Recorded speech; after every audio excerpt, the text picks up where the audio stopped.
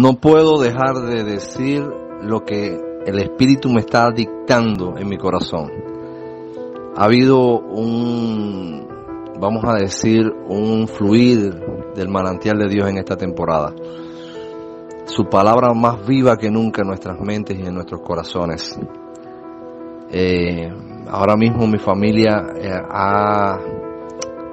vamos a decir, estallado en revelación unos a otros, compartiéndonos palabras. Y recuerdo que en toda la palabra, no hubo una batalla que no fuera librada. Nosotros estamos fuera de contexto, estamos entrando en un contexto bíblico, un contexto que vivió David, que vivió Josafat, que vivió Pablo y Silas, que vivieron Abraham, que vivió tantos y tantos hijos, tantos y tantos hombres llenos de Dios, pero que pudieron actuar. Se les dio la oportunidad y ellos eligieron a Dios como primero, a Dios como bandera sobre todas las cosas. Recuerdo al profeta Josafat en un momento de la historia. El profeta Josafat fue rodeado por los ejércitos de Amón, de Moab y por los del monte de Seir. Eran pueblos paganos, eran gente que habían quedado de la guerra que hubo con Amalek, no sé si recuerdan, y no se confiaban, no se acostumbraban a no conquistar al pueblo de Dios. Pero durante muchos años, mucho tiempo, el pueblo de Israel venció con la lanza. Recordemos cuando se enfrentó a Amalek años antes, muchas décadas, mucho tiempo antes, el pueblo de Israel había vencido una de las batallas más grandes contra Amalek. Pero no la venció la lanza de Josué. Había un hombre en una montaña levantando los brazos hacia Dios. Y ahora yo les pregunto a ustedes, sin hacer teología, sin hacer hermenéutica, sin hablar mucho de términos bíblicos, ¿qué pasó cuando Moisés se debilitaba en sus manos? El pueblo de Amalek prevalecía. Pastor, ¿por qué si el valor de Josué, no dice el valor del pueblo de Israel decaía, no dice el pueblo de Israel entró en temor? No se trata de temor o valentía, se trata de que todo en la vida, todo tiene que ver con el ámbito espiritual. No se nos escapa ni una tilde ni una coma del ámbito espiritual. Por lo tanto, cuando Moisés levantaba las manos, el pueblo prevalecía. Y esto lo veían los líderes, de tal manera que fueron dos líderes del pueblo, soltaron sus armas, soltaron sus lanzas, le quitaron valor en ese momento a la estrategia de guerra, a todo, y fueron a sostener las manos de Moisés, porque se dieron cuenta que la victoria del pueblo de Israel no dependía tanto de la lanza de Josué como de los brazos de Moisés.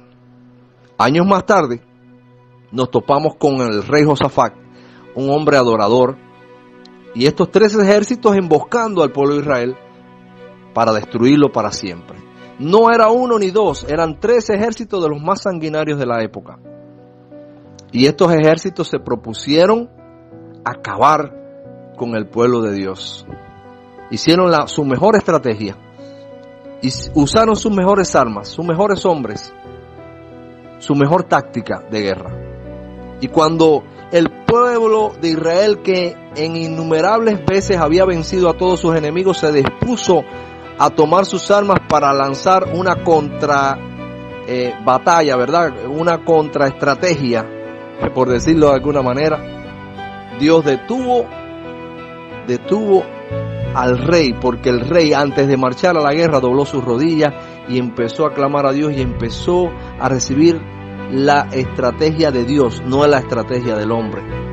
Y le dijo: en esta ocasión no van a pelear ustedes son famosos por la guerra, ustedes son los famosos de Israel, de Jehová de los ejércitos, el Dios de Israel, Jehová Sebaot, el varón de guerra, el que vence todas las batallas. Ahora no van a usar la lanza, porque una vez más les voy a demostrar que a través de la adoración, a través de exaltar mi nombre, por eso van a subir al monte, van a subir por la cuesta de Cis, van a subir a lo alto, vestidos de ornamentos sagrados que significan santidad, significa pureza. Y cuando estén en lo alto, van a empezar a entonar instrumentos musicales cuando yo le dé la orden, cuando el profeta dé la orden. Y cuando esto suceda, los enemigos solitos se van a matar unos a otros porque yo voy a cegarlos.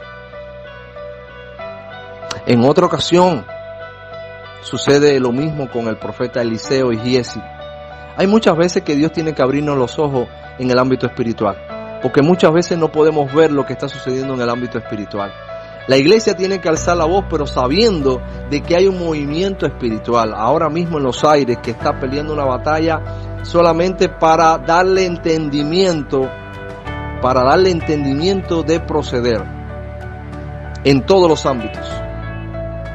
Lo mismo sucedió con Nabucodonosor, lo mismo sucedió con todos los reyes. Abraham, yo no le voy a hacer todas las historias de victorias, pero estas victorias me llamaron la atención hoy. Dios me está dando una palabra que la voy a compartir, pero le estoy dando el preámbulo a ustedes, que los amo mucho. Pablo y Silas fueron apaleados por uno de los más gigantes carceleros de la época. Fue arrastrado en medio de todas las personas. Yo me imagino que todas las personas de Filipo, mirando a Pablo y a Silas predicar el evangelio, y dijeron: ¿dónde está el Dios de esa gente? Que no tienen derecho para abrir su boca. Le están tapando la boca a base de palo y lo están arrastrando hasta lo más hondo y lo más sucio de la cárcel. Y dice la palabra de Dios que a las 12 de la noche, a medianoche, ellos empezaron a levantar sus manos en adoración a Dios, con sus grilletes, con las cadenas, en medio de limitaciones, empezaron a adorar a Dios, lleno de golpes. Empezaron a entronar al único Rey de Reyes y Señor de Señores. Empezaron a darle la honra al Todopoderoso.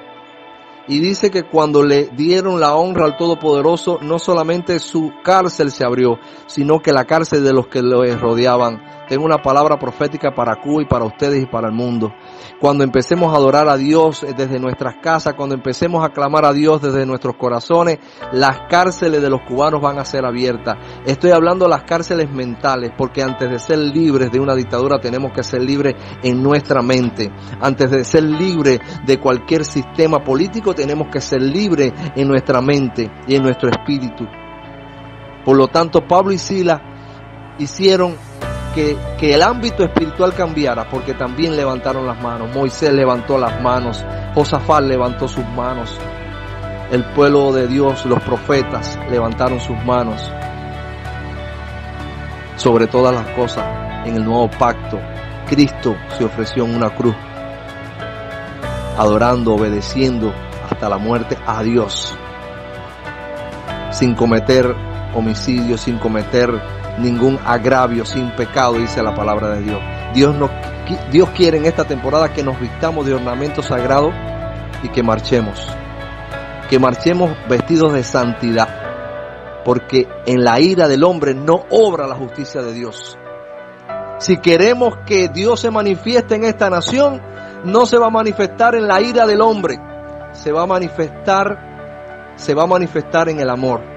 Se va a manifestar en la santidad de un pueblo que adora, que un pueblo que lleva meses clamando que esto no es por gusto. Esto no es por gusto. Dios tiene un propósito con nuestra nación. Y voy a terminar. Salmo 20 dice: Jehová te oiga en el día del conflicto. El nombre del Dios de Jacob te defienda. Te envíe ayuda desde el santuario y desde Sión te sostenga. Haga memoria de todas tus ofrendas y acepte tu holocausto. Te dé conforme al deseo de tu corazón y cumpla todo tu consejo. Nosotros nos alegraremos en tu salvación y alzaremos pendón en el nombre de nuestro Dios. Conceda a Jehová tus peticiones. Ahora conozco que Jehová salva a su ungido. Lo oirá desde sus santos cielos, con la potencia salvadora de su diestra. Estos confían en carros y aquellos en caballos, mas nosotros del nombre de Jehová nuestro Dios tendremos memoria. Ellos flaquean y caen, mas nosotros nos levantamos y estamos en pie. Salva Jehová, que el rey nos oiga en el día que lo invoquemos, no un rey humano. Estamos hablando del Rey, Cristo, Rey de gloria. Yo no confío en carros, yo no confío en caballos, yo no confío en nada que no tenga que ver con nuestro Rey. Soy el pastor Lázaro Medina desde Matanzas, Cuba, confiando en el único que nos puede sacar de este hoyo, en Jesucristo, el Rey de Reyes y Señor de señores.